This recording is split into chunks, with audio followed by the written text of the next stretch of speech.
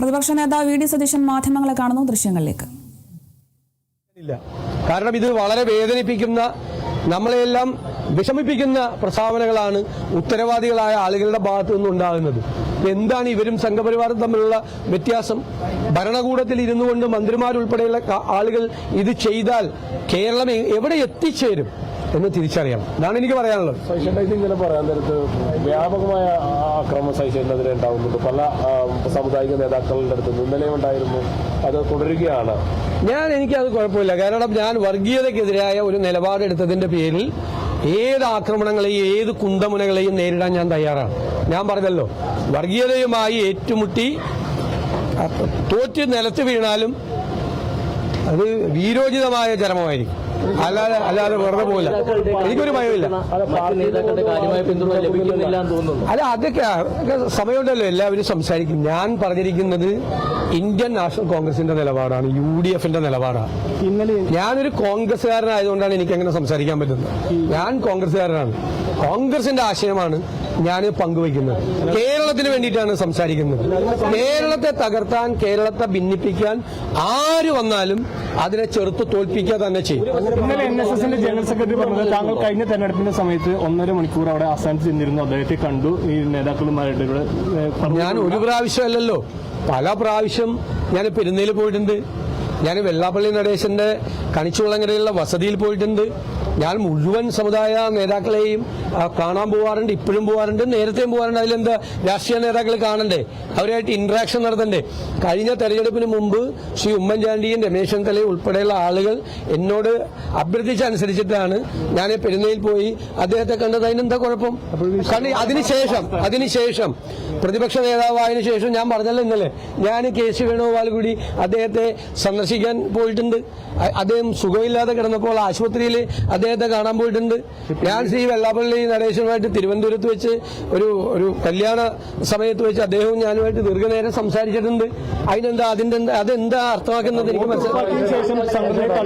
ഏത് വോട്ട് എന്ന് പറയുന്നത് അവരുടെ ആരെങ്കിലും കയ്യിലിരിക്കുന്നതാണ്. വോട്ട് ജനങ്ങൾ നൽകുന്ന വോട്ടല്ലേ. നമ്മൾ എന്താണ്, രാഷ്ട്രീയ നേതാക്കൾ, സ്ഥാനാർത്ഥികൾ, എല്ലാ വിഭാഗം ആളുകളോട് വോട്ട് അഭ്യർത്ഥിക്കില്ലേ?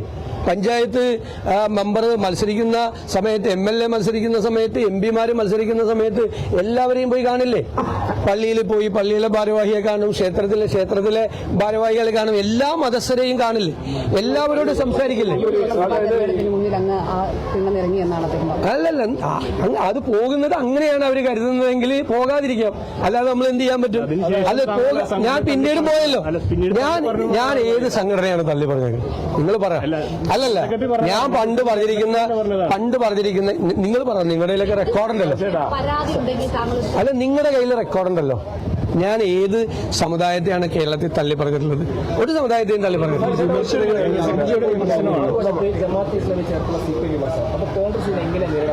അതൊക്കെ ഞങ്ങൾ നേരിട്ടല്ലോ, നിങ്ങൾ കണ്ടതല്ലേ. നിയമസഭ അല്ലല്ല, നിലമ്പൂർ തെരഞ്ഞെടുപ്പിൽ നേരിട്ടല്ലോ. എന്തായിരുന്നു റിയാക്ഷൻ? കേൾക്ക്. അല്ലല്ലോ, ഉണ്ടായിരുന്നു. നിലമ്പൂർ തെരഞ്ഞെടുപ്പിൽ ഇതേ വിഷയം ഉണ്ടായി. ഇതാണ് ആളിക്കത്തിക്കാൻ നോക്കിയത്. അതിന് ഞങ്ങൾ നേരിട്ടല്ലോ. CPM ജയിച്ചൊരു സീറ്റ് 11,000-ലധികം വോട്ടിന്റെ ഭൂരിപക്ഷത്തിൽ ഞങ്ങൾ ജയിച്ചല്ലോ. മുഖ്യമന്ത്രി വീണ്ടും ഇറങ്ങിയല്ലോ ജമാഅത്ത് ഇസ്ലാമി എന്നും പറഞ്ഞുകൊണ്ട്.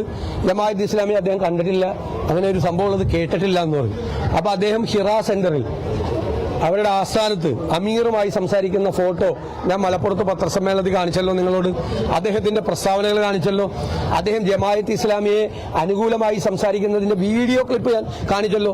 പിറ്റേ ദിവസം അദ്ദേഹം കോട്ടയത്ത് സറണ്ടർ ചെയ്തല്ലോ, ജമാഅത്ത് ഇസ്ലാമിയായിട്ട് ബന്ധമുണ്ടായിരുന്നോ. ഇപ്പോഴുള്ള ചോദ്യം എന്താ? ജമാഅത്ത് ഇസ്ലാമി UDF അധികാരത്തിൽ വന്നാൽ ജമാഅത്ത് ഇസ്ലാമി ആഭ്യന്തരം ഭരിക്കുവാണ്. എന്താ അതിന്റെ അർത്ഥം? സാമാന്യ ബുദ്ധിയുള്ളവർക്ക് മനസ്സിലാവും. അപ്പൊ എന്റെ മറുചോദ്യം, 42 വർഷം ജമാഅത്ത് ഇസ്ലാമി CPMന്റെ കൂടെയായിരുന്നു. CPMന്റെ കൂടെ ജമാഅത്ത് ഇസ്ലാമി ഉണ്ടായിരുന്ന നാളുകളിൽ CPMന് അധികാരം കിട്ടിയപ്പോൾ ആഭ്യന്തര വകുപ്പ് ഭരിച്ചിരുന്നത് ജമാഅത്ത് ഇസ്ലാമി ആണോ? ആണെങ്കിൽ സൂക്ഷിക്കണം. ആണെങ്കിൽ ഞങ്ങൾ ശ്രദ്ധിച്ചോളാം. അധികാരത്തിൽ വരുമ്പോൾ ഞങ്ങൾ ശ്രദ്ധിച്ചോളാം. CPM ഭരിച്ച കാലത്ത് ജമാഅത്ത് ഇസ്ലാമി കൂടെ ഉള്ളപ്പോൾ അവരാണ് ആഭ്യന്തരം ഭരിച്ചെങ്കിൽ ഞങ്ങൾ തീർച്ചയായിട്ടും ശ്രദ്ധിച്ചോളാം. അത്രയുള്ള ഇതിനൊക്കെ മറന്നു.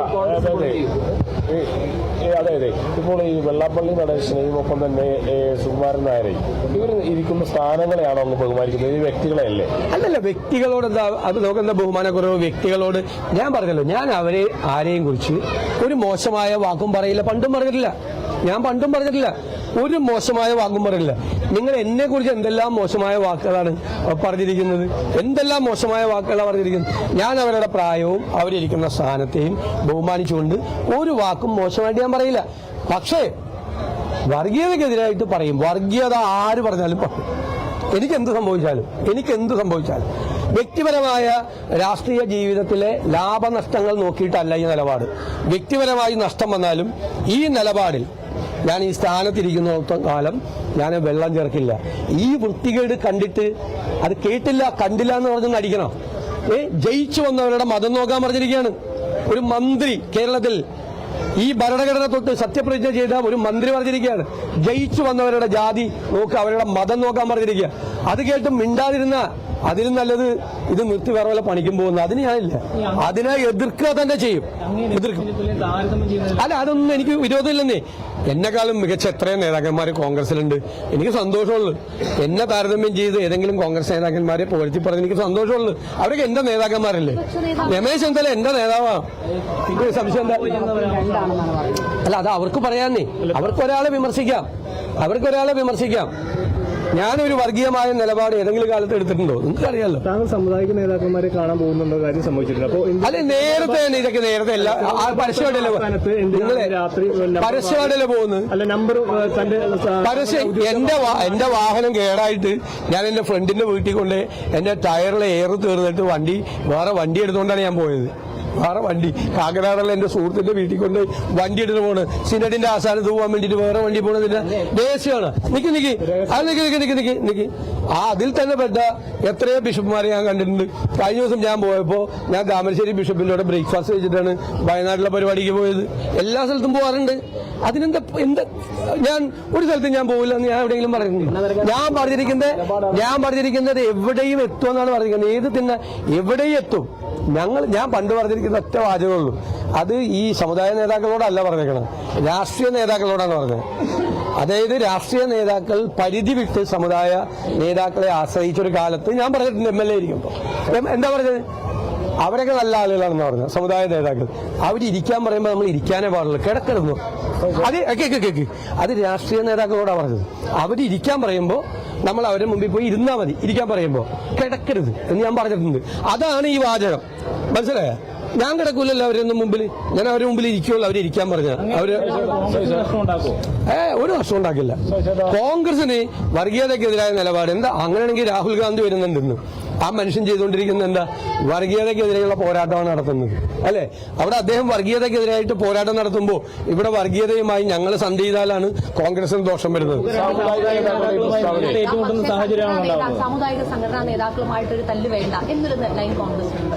അല്ല, ഞങ്ങൾ ആരുമായിട്ട് വഴക്കിടണ്ടെന്നാണ്. എനിക്കും അങ്ങനെ തന്നെയാണ്. കോൺഗ്രസിന്റെ മൊത്തം ലൈൻ അതാണ്. ഒരാളായിട്ട് വഴക്കിടാൻ പോകണ്ടെന്നാ. പക്ഷേ ആര് വർഗീയത പറഞ്ഞാലും ഞങ്ങൾ അതിനെ എതിർക്കും. ഒറ്റ പോയിന്റിലേ ഉള്ള പ്രശ്നം.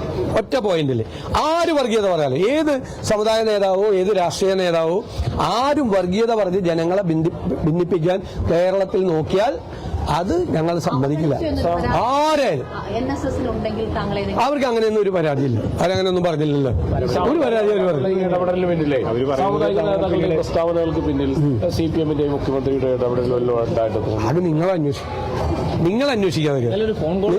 നിങ്ങൾ അന്വേഷിക്കുന്നത് നിങ്ങളിതെല്ലാം കണ്ടുകൊണ്ടിരിക്കുകയല്ലേ. ഞാൻ അതിനെക്കുറിച്ചൊന്നും ഒരു കമന്റിൽ എനിക്ക് കമന്റ് പറയാനുള്ളത് ഇതാണ്. ഞാൻ പറഞ്ഞ വാചകം, കേരളത്തിൽ ഒരു തീപ്പൊരി വീഴാൻ വേണ്ടി കാത്തിരിക്കുന്നവരുടെ കൈകളിലേക്ക് തീപ്പന്തം എറിഞ്ഞു കൊടുക്കുന്ന നടപടിയാണ് CPM ചെയ്യുന്നത്. അത് തീക്കൊല്ലി കൊണ്ട് തലചൊറിയുന്നതിന് തുല്യമാണ്. കേരളത്തിലെ CPM-ന്റെ അവസാനത്തിന്റെ ആരംഭം ഇതുകൊണ്ട് കുറിക്കും. ഞാനീ പറയുന്നത് എഴുതി വെച്ചോ.